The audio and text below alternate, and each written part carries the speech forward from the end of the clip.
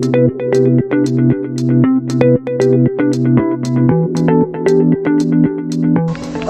my name is Kate Pollard, and I am going to conduct an interview with Dr. Paul Jackson around his recent publication of Alexandre Dumas' Isaac Lacaudème, which I would like to ask you first a question about what is your background that prepares you for this classical Dumas series? Well, it's a long story, and I suppose it comes out of my academic background, originally in classics in Liverpool. And the idea for the translation of Isaac Lacaudème came about when I was doing my PhD in the UK. But I found that I had, of course, more than enough on my plate with the PhD. So until I finished got through the Viva, it was put on the back burner. And once the Viva was completed, I turned my attention to translation. Mm-hmm. And I think we're going to move on to some questions about the book. But Isaac Lacaudème is maybe a different side of Dumas than we've seen elsewhere in The Musketeers and in The Count of Monte Cristo. We really do see his interest in the classical world, and with my classical background, it was that in particular which drew me to the novel. Mm-hmm. So, but in what way is Dumas' classical interest represented in Isaac Lacaudème? So what we get in Isaac Lacaudème is the legend of the wandering Jew, and it's Dumas' rendition of the legend. The legend being that on the way to crucifixion, Jesus asked for help from who becomes known as the wandering Jew. The wandering Jew says no, and Jesus curses him, and he curses him with immortality, which initially he thinks is, well, that sounds like quite a good thing. But he soon comes to realise it's not a good thing, and he sets himself against Jesus, God, the Church, and the Catholics, who are beginning to grow in number. And we see Isaac through the centuries which come, from ancient times to modern times, through the classical world initially, engaged in this combat with his enemy, Catholicism. And so what drew you in particular to the story of Isaac Lacaudème for you to single it out as what is a very substantial translation project? I think I was, like many people, interested in Dumas as a child, as a teenager, The Three Musketeers, The Count of Monte Cristo, etc. And then I came across Isaac Lacaudème, which I'd never heard of. And then I read a little bit about the story, and it looked super interesting. And I think even in France, it's a pretty much obscure novel by Dumas. Initially, I wanted to read it, and then having read it, I wanted to share it because I thought, it deserved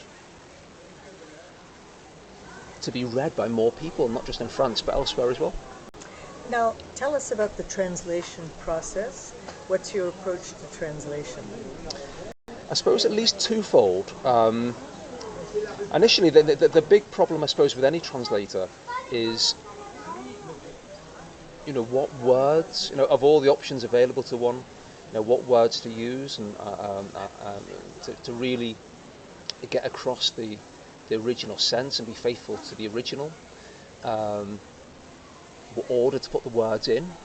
But the big thing I found, the real big difficulty was to render what is 19th century French into an English which is palatable to a modern audience. Thinking about the long French sentences from the 19th century, punctuation, and to make that more approachable really in English, because it's a real epic. I mean, even my translation, which falls in 4 volumes, approaches nearly 1,000 pages. So to make the English easier, and as I said, more approachable and accessible for a modern audience. Mm-hmm. Except that I find that you have included many very long sentences very skillfully. I actually think that the sentences, I don't get the impression that you've changed sentence length as much as all that. I think there must be some other ways in which you've modernized the language. Yeah, I mean, as I said, I mean, the other difficulty is to remain faithful to the original. My approach throughout was to translate everything which I read and came across, and to not veer too far from the original, but where poetic license allows. What are your future projects? So Isaac Lackadam, as I mentioned, is in 4 volumes. First one and the second one have been released, and the other 2 are forthcoming. But that represents only the first edition in the Classical Dumas series, which is my endeavour to present this other side of Alexander Dumas, his interest in the classical world, his work set in or around or about the classical world. The second edition in the series is ready to go, waiting for release of publication of these volumes. The second volume is a work called Acte, which is a story about the eponymous Acte, a slave girl from Corinth, and her encounter with the Emperor Nero.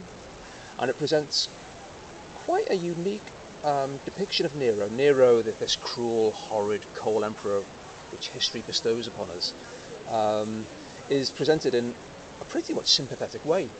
And also her encounter with St. Paul. And between the 2 encounters, the 2 dynamics, we see the tension between, as we found in Isaac Lackadam, and Acte follows on quite nicely, the dynamism between the tension between this new Catholic religion and the pagan world which Rome rules over. The third volume in the series, which I'm currently working on, is called The Memoirs of Horace, which is a study of the Roman poet Horace, and interestingly set in the first person, almost like a forerunner to Robert Graves' I, Claudius. And again, a historical encounter of the time of Horace, 1st century, and the interesting times in which he lived, like Pompey and Julius Caesar, etc. Does one thing I'd like to bring out about these texts, at least Isaac Lackadam and Acte seem to feature characters who are normally thought to be unsympathetic, unlikable characters, but they're presented almost in a heroic light. Isaac Lackadam himself is almost a hero, really. The devil who speaks with Jesus in Isaac Lackadam also is somebody for whom we have some sympathy through the text, and Nero. Can you talk to that? Is there any reason why Dumas hero takes unsympathetic characters and gives them a heroic aspect? It's interesting that I think one of the reasons we don't really know Isaac Lackadam, the Anglophone or the Francophone world, was because it encountered a lot of controversy in its time with people thinking that it was both anti-Catholic and anti-Semitic. And actually it's really neither. And with the character of Isaac, apart from his role in the Passion, the crucifixion of Jesus, Dumas does take quite a sympathetic approach to Isaac Lackadam. And in fact, as much as he set out to lay out Catholicism for the layperson, we do find he is rather critical of the Catholic Church, God, and what the Catholic Church represents.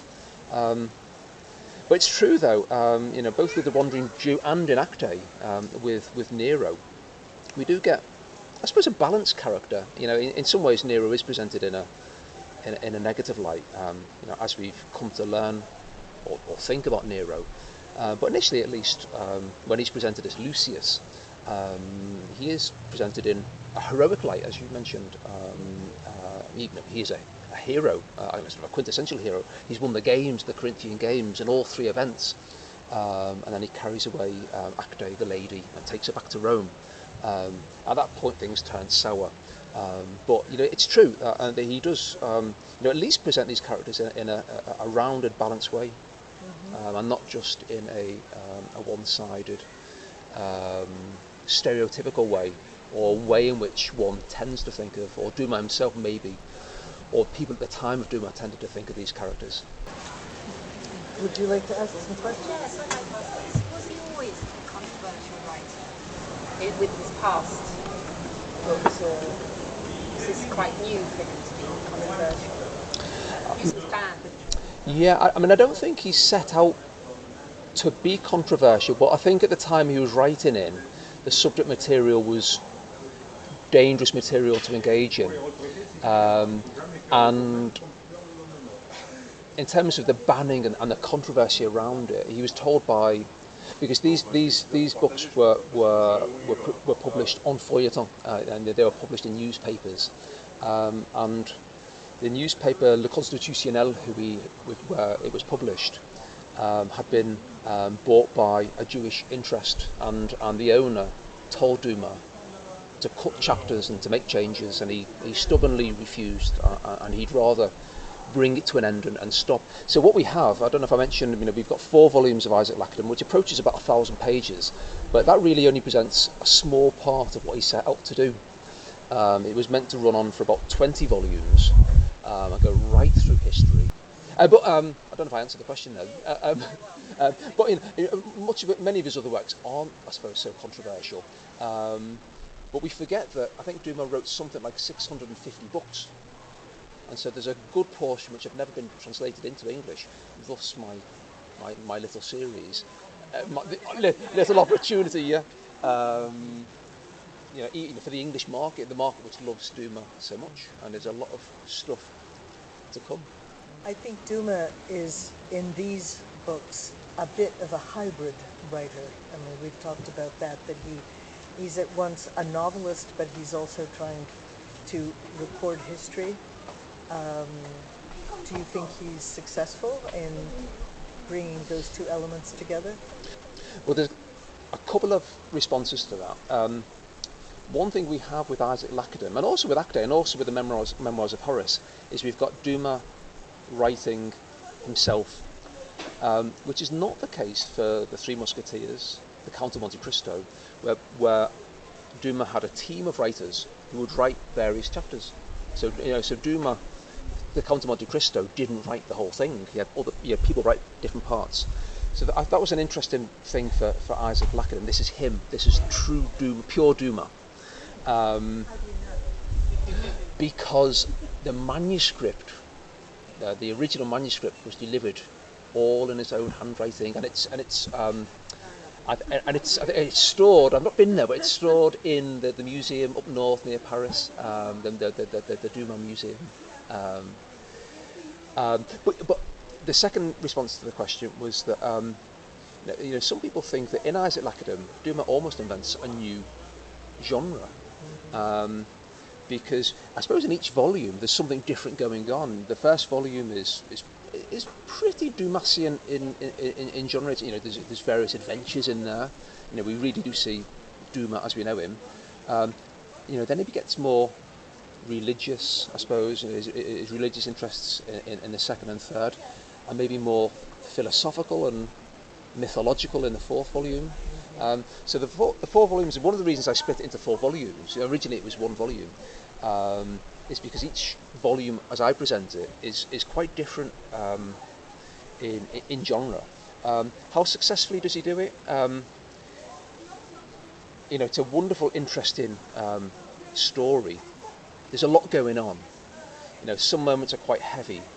You need to take the whole in its entirety, rather than each work individually. And he said that himself. He wanted to be judged on the whole thing. Now we can't do that. The whole thing was 20 volumes, so we can never do that. We can only imagine what he would have done. So it's not. I'm not saying it's a particularly easy read. There's a lot going on. There's all those different things he's trying to do. He's engaged in. But he just knit things together. He knits myths together. He fits in religious beliefs, historical moments. He interweaves into this sort of whole. Did you think about perhaps creating Volume 5 yourself? Now that's an interesting question, because I have done that, and Kate knows this. In a sense, I took particularly the first volume and then I wrote a sequel to, and it was that was to be the first in a series of sequels. He went in one direction, and I sort of took it in another direction, a more historical direction. He went sort of by here. This is pretty fantastical, the fourth volume, and I took it in a more historical direction. So that's the first volume of that has been done, and we'll see if that ever appears. I don't know. No one's seen it but me. And have you got academic interest in the UK for what you're doing? Yeah, and hopefully there's something else I'm engaged in. I'm trying to write an abstract for a paper. I'm hoping to deliver in Manchester next April about Dumas' interest in the classical world. So hopefully that will come to fruition. I've spoken on Dumas before, academically, during COVID and thereafter. And the US? Yeah, of course. But yeah, it sort of fits in with my own classical background, my own personal interest in Dumas. So the sort of those two worlds come together. And then you interact with other academics Yeah. in the same area?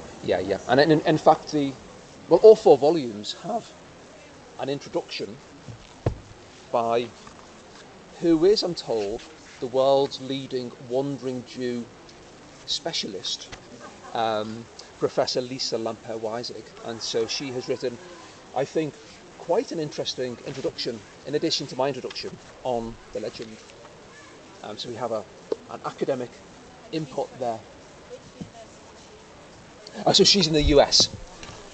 Yeah, she's in the US, in San Diego, California, San Diego.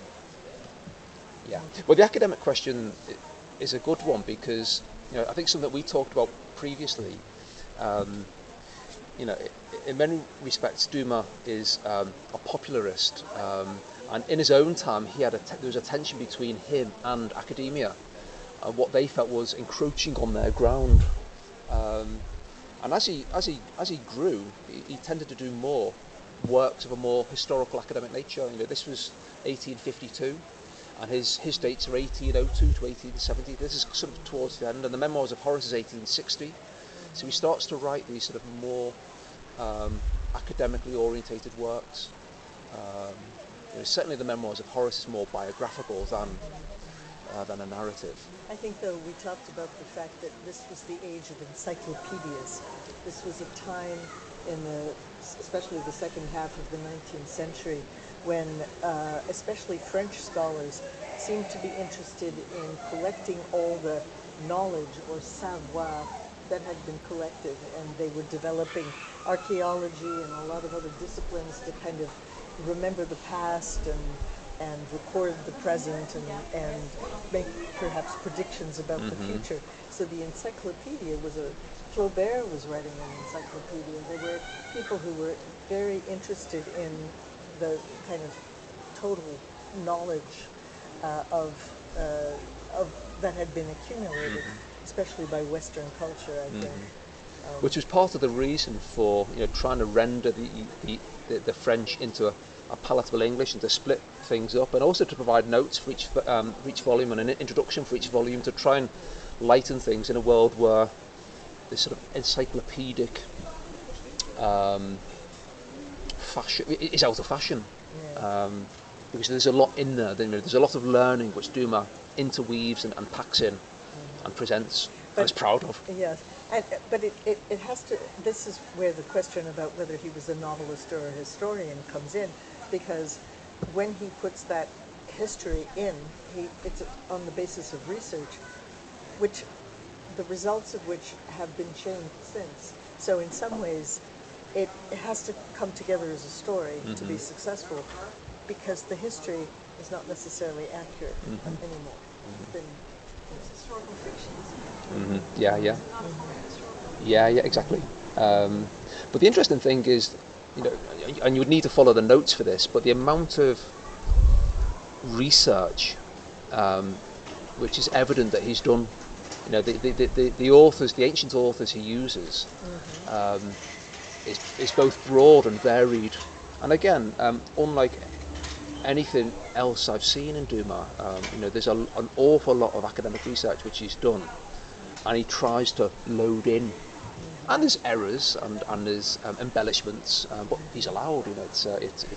He's trying to make it into a story, but it is full of information. Oddly, never English, and the English Americans, we love Dumas so much. There's forever a new Three Musketeers film or Count of Monte Cristo. I think there's a new series this year on TV. But yeah, this never. Yeah, put this to film.